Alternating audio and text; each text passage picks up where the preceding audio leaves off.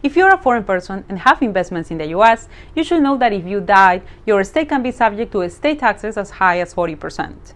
And the reality is that many foreign investors don't know this rule.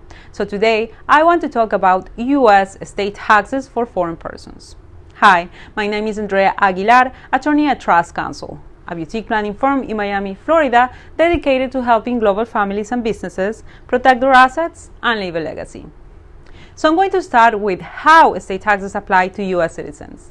Generally, estate taxes are imposed on the transfer of properties at the time of death. And if a person is a US citizen, these taxes will apply on the transfer of properties located anywhere in the world.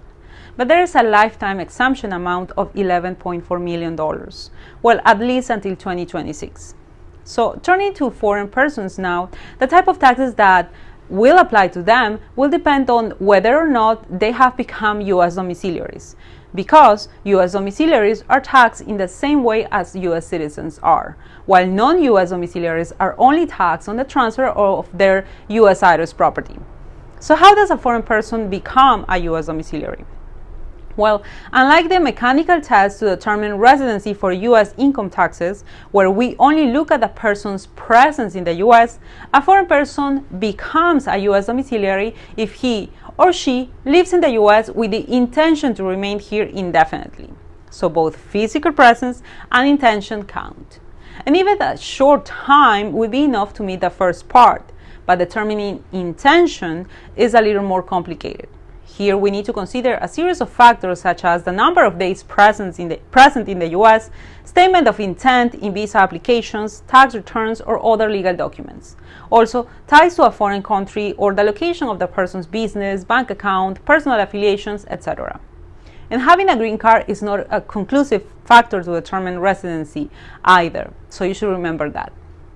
But let's imagine that we had already applied this test and had decided that a foreign person, like Carlos, is a non-US domiciliary. Now what?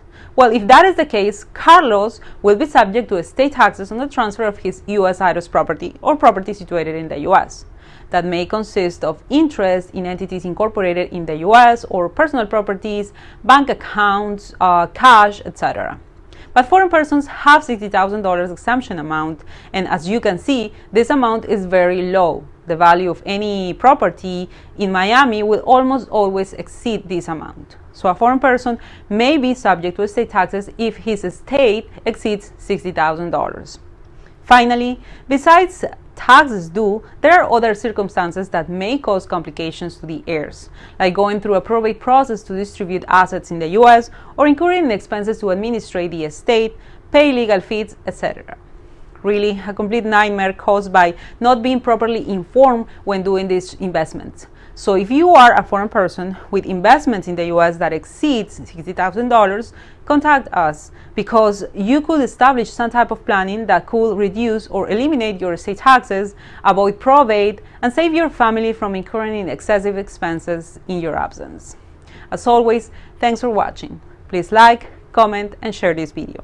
Also remember, great families plan for great futures. Who are you planning for?